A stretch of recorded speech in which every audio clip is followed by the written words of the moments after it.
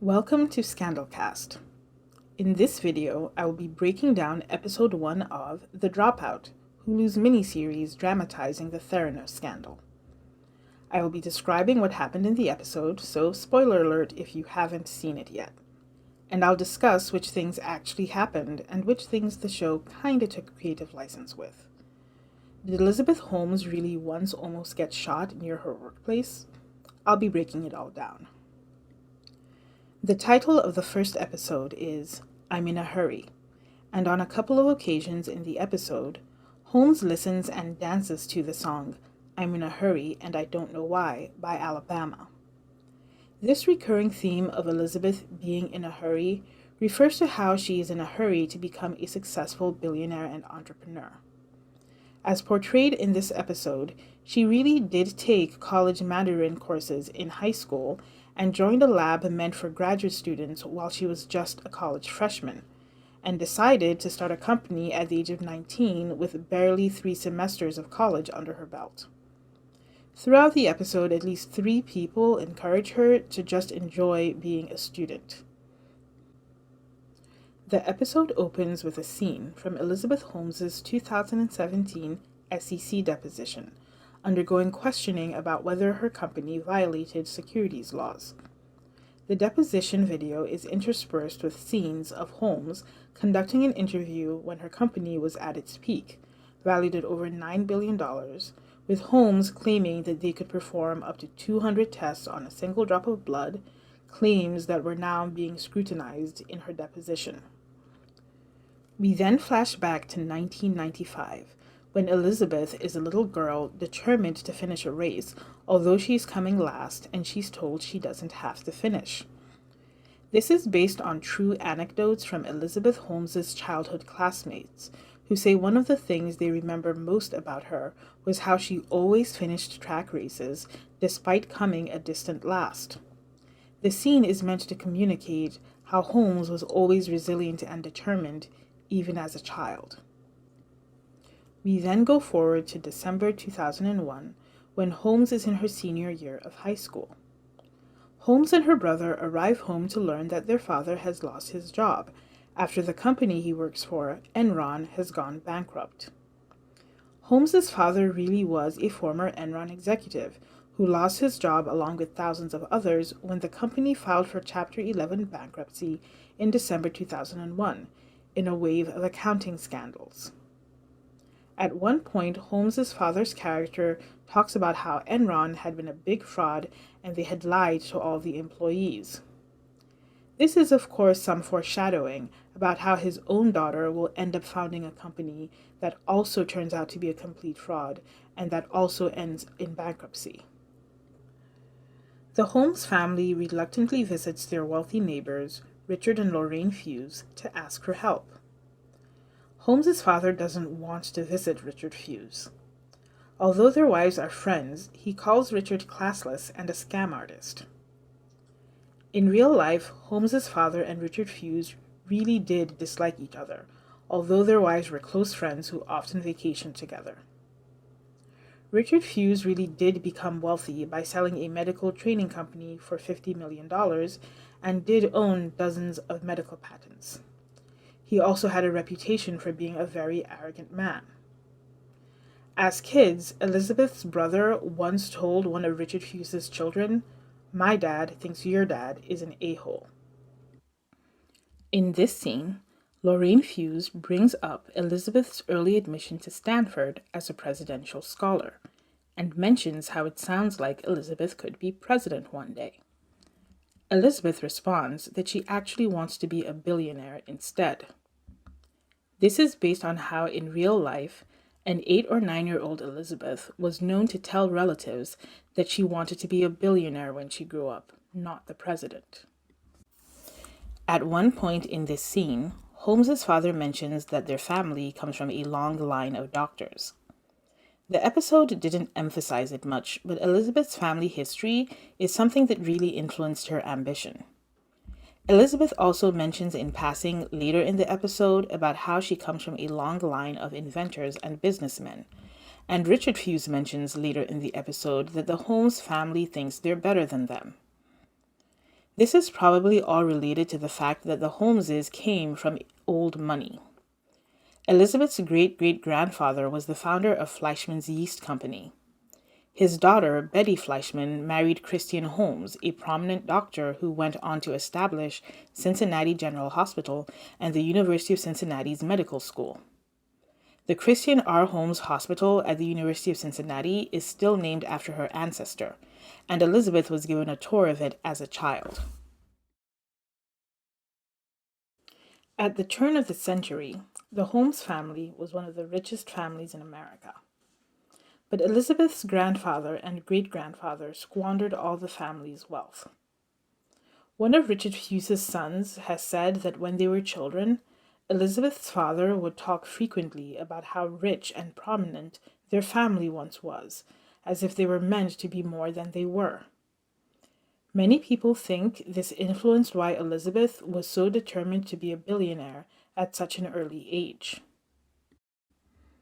Holmes's father and Richard Hughes begin to have an uncomfortable discussion about the Holmeses' financial difficulties, and Richard offers to let the Holmeses live in one of his houses for free. Richard Hughes really did make this offer in real life. Christian Holmes turned down the offer, but Hughes did allow Christian Holmes to use an office in one of Hughes's buildings while hunting for a job. We then cut to a scene with Elizabeth and her father in his study. Christian Holmes is looking mournful about his job situation. He produces an old drawing of a time machine design that Elizabeth had made as a child, as well as a letter she had written to him about wanting to discover something new. Both the drawing and the letter are based on real items.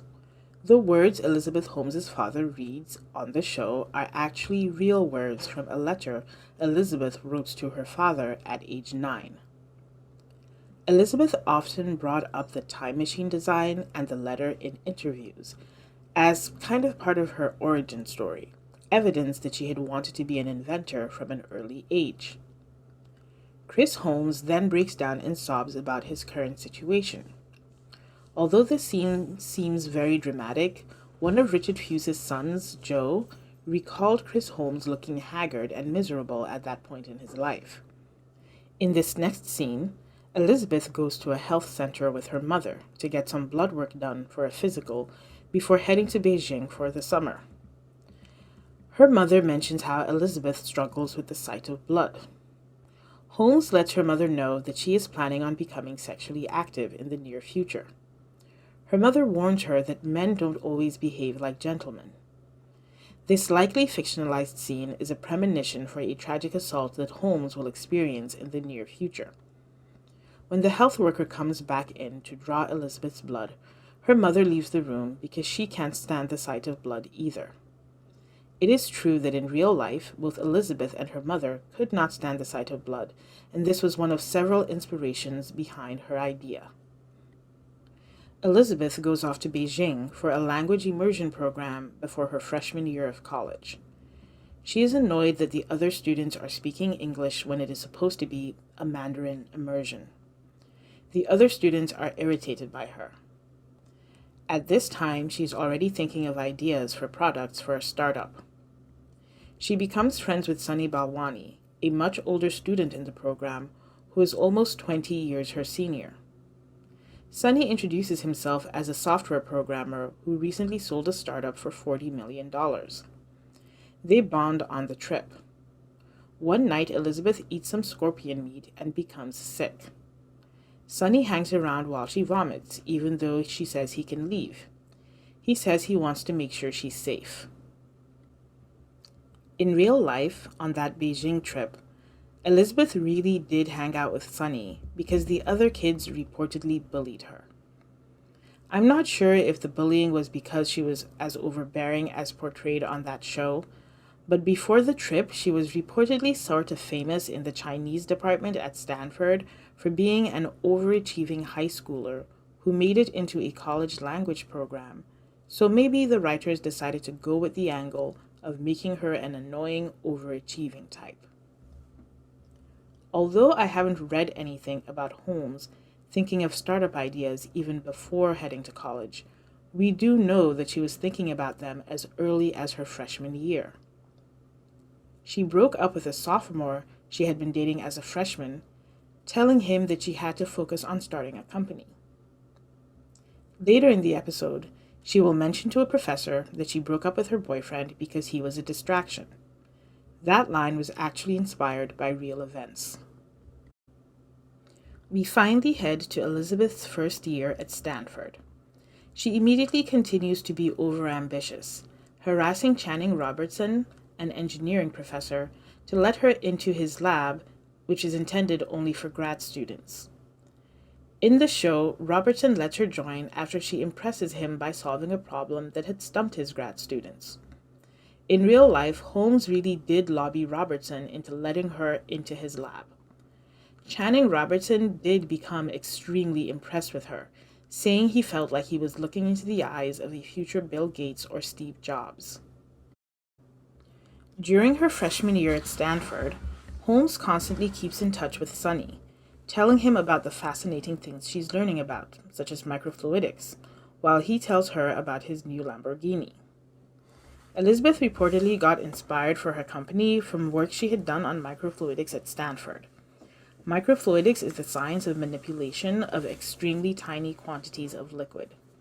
And Sunny was known for driving expensive cars, a Lambo and a Porsche, both with vanity plates. On the bed in this scene, Elizabeth is surrounded by books about technology, a book by Bill Gates, another by Apple co-founder Steve Wozniak, and the book Where Wizards Stay Up Late, a book about the origins of the internet at MIT. Earlier in the episode, at home, she was shown with a giant Steve Jobs poster on her wall. This is all demonstrating how the real-life Elizabeth Holmes was known to be obsessed with Silicon Valley founders. People have said she seemed to know absolutely everything about these early Silicon Valley pioneers. We then move on to Holmes' sophomore year. She shows Channing Robertson a patent for a wearable patch that analyzes patients' blood and delivers medication if needed. Channing Robertson sends her to another professor, Phyllis Gardner, who has a medical background. Phyllis Gardner tells her that the idea will never work, partly because a patch is too small to deliver medication like antibiotics, and that she should go back and try again. Holmes replies with a Yoda quote, "Do or do not, there is no try." She attempts to bond with Phyllis over being a woman in STEM, but Phyllis warns her that as a woman she can't skip steps and she can't do anything wrong or they would destroy her and be happy to do it. There's lots of premonition in Phyllis's speech here.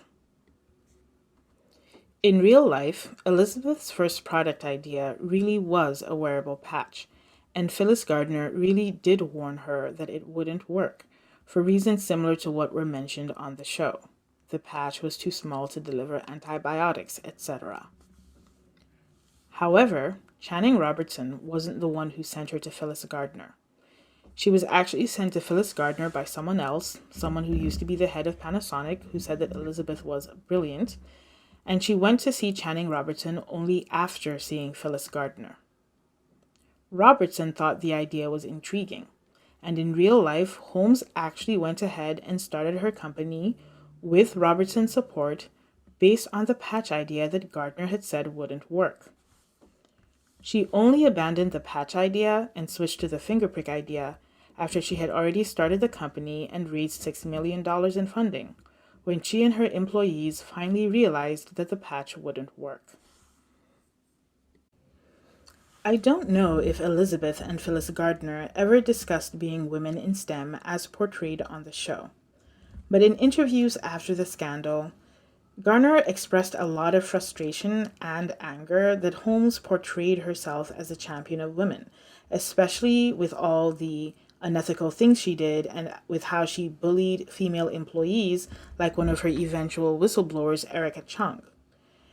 As for the Yoda quote, it's unlikely that Elizabeth said those words to Phyllis directly ever, but she did eventually have the quote painted on the walls at Theranos headquarters, so they were words she clearly strongly believed in. In an attempt to be more like a normal college student, Holmes heads to a college party. That night, however, she is sexually assaulted. She files a police report and becomes withdrawn. Sunny calls in to check up on her, and she tells him that their relationship is weird due to their age difference and that he should talk to someone his own age and stop calling her. It is true that Elizabeth Holmes was sexually assaulted at a fraternity house in college. The media were able to confirm this by tracking down a police report she filed at the time. In her criminal trial, she claims the sexual assault was a factor in why she stopped going to classes and dropped out of college. Elizabeth's mother comes to visit her at her sorority house, and they bond while throwing out a fridge, and her mother encourages her not to let the assault stop her from her goals. After speaking to her mother, a newly inspired Holmes has an epiphany for a new idea: creating a machine that diagnoses diseases from a finger prick of blood. She shows it to Channing Robertson and her lab colleague, graduate student Rajesh. She finds a location for her company's offices in a run-down part of town, which is all she can presently afford. She informs her parents that she intends to drop out of college to start the company and convinces them to invest her tuition money in it. Elizabeth Holmes really did pledge Kappa Alpha Theta sorority while at college, and as an adult, she would later invite some of her sorority sisters to her criminal trial as a show of support. As I already mentioned, it is slightly out of order the way the show portrays that she was inspired to switch to a finger prick, and she only switched to a finger prick after she started the company. Elizabeth Holmes really did use her tuition money to fund her startup, as is portrayed in the show, and she did get her first headquarters in a dangerous part of town. This scene basically accurately shows that Richard Hughes found out about Holmes' startup from his wife Lorraine, who found out from Elizabeth's mother, and Hughes got annoyed that Elizabeth didn't come to him for advice.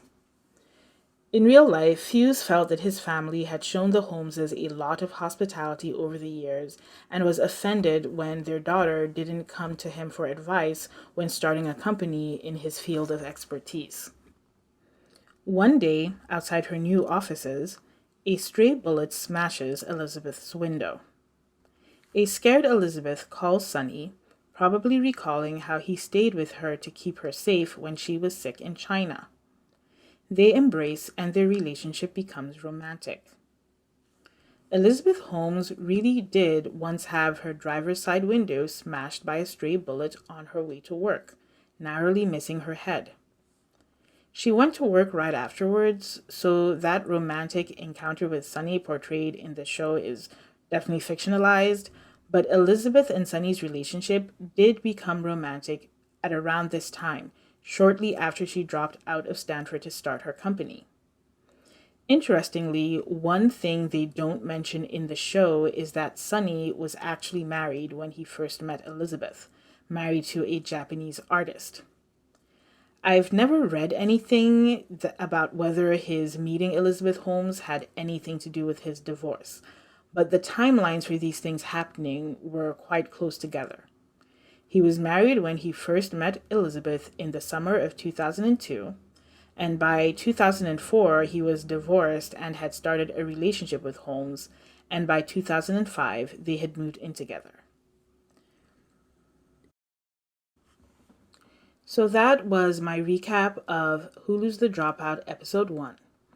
If you enjoyed this video and would like to be notified of more videos, don't hesitate to like and subscribe, and thank you for watching Scandalcast.